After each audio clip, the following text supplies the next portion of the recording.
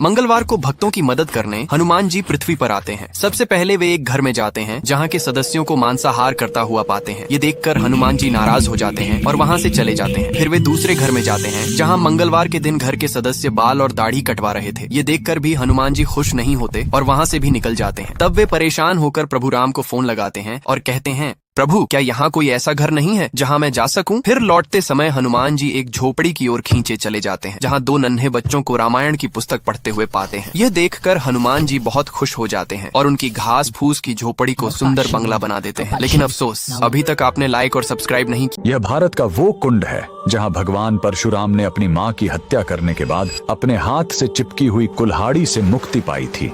यह कहानी है महान ऋषि जमदग्नि और उनकी पत्नी पतिव्रता रेणुका की। कहते हैं रेणुका हर दिन नदी से कच्चे घड़े में पानी लाती थी और उनके सतीत्व के बल से वह घड़ा टूटता नहीं था। उनके 5 पुत्र थे जिनमें सबसे छोटे थे विष्णु अवतार परशुराम। एक दिन रेणुका ने नदी में कुछ गंधर्वों, स्वर्ग के संगीतकार को जल क्रीड़ा करते देखा। उन्हें देखकर एक पल के लिए उनका मन मोह में पड़ गया और उसी क्षण उनके सतीत्व का बल टूटा और कच्चा घड़ा टूट गया। जब वो आश्रम लौटी तो ऋषि जमदग्नि ने अपने योग्य बल से जान लिया कि उनका मन भटक गया था। वो इतने क्रोधित हुए कि उन्होंने अपने पुत्रों को आज्ञा दी, अपनी माँ का वध कर दो। जब चारों बड़े भाइयों ने मना कर दिया तो क्रोधित पिता ने उन्हें तुरंत पत्थर बन जाने का श्राप दे दिया। इसके बाद परशुराम ने पिता की आज्ञा को अपना धर्म समझा। उन्होंने भारी मन से अपनी कुल्हाड़ी उठाई और अपनी ही माँ का सिर धड़ से अलग कर दिया। उनकी आज्ञाकारिता से प्रसन्न होकर जमदग्नि ने वरदान मांगने को कहा। परशुराम ने तुरंत अपनी माँ को फिर से जीवित करने और साथ ही पत्थर बन चुके अपने चारों भाइयों को भी मुक्त करने का वर मांग लिया। सब फिर से जीवित हो गए, मानो कुछ हुआ ही न हो।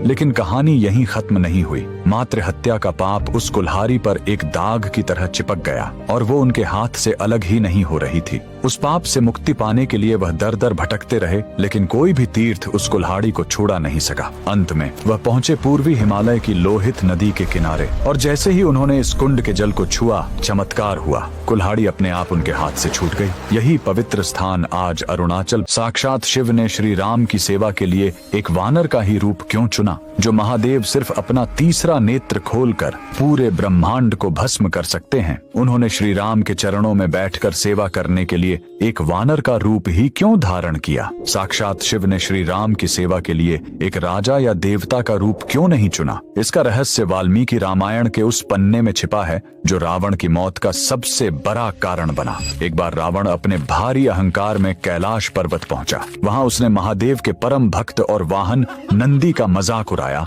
और उन्हें बंदर जैसा मुंह वाला कहकर उनका घोर अपमान किया। नंदी जी की आंखों से ज्वाला भड़क उठी और उन्होंने रावण को श्राप दिया, जिस वानर रूप का तूने आज अपमान किया है, याद रख रावण, इसी वानर रूप को धारण करके एक ऐसी महाशक्ति जन्म लेगी जो तेरी सोने की लंका और तेरे पूरे कुल को श्मशान बना देगी। रावण का अहंकार इतना बड़ा था कि जब उसने ब्रह्मा जी से अमृता का वरदान मांगा तो उसने इंसान और वानरों को कीड़ा मकोड़ा समझकर छोड़ दिया। इसी अहंकार को तोड़ने के लिए साक्षात भगवान विष्णु को श्री राम के रूप में मनुष्य अवतार लेना पड़ा। और शिव पुराण के अनुसार जब महादेव ने देखा कि उनके आराध्य प्रभु पृथ्वी पर जा रहे हैं तो वे खुद को उनकी सेवा करने से रोक नहीं पाए। लेकिन महादेव ने वानर रूप ही क्यों चुना? क्योंकि दूसरी तरफ प्रकृति अपना खेल रच रही थी। माता अंजनी अपनी श्राप से मुक्ति के लिए अंजनाद्री पर्वत पर 12 साल से शिव की कठोर। पूरी दुनिया में आपने भगवान शिव को हमेशा नंदी की सवारी करते देखा होगा, लेकिन भारत में एक ऐसी जगह है जहां महादेव नंदी पर नहीं बल्कि एक मेंढक की पीठ पर सवार हैं। इतना ही नहीं, यहाँ नंदी बैठे हुए नहीं बल्कि अपने प्रभु को देखने के लिए खड़े हैं। कहते हैं इस मेंढक मंदिर में मांगी गई मुराद कभी खाली नहीं जाती। लेकिन आखिर एक राजा को मेंढक का मंदिर क्यों बनाना पड़ा?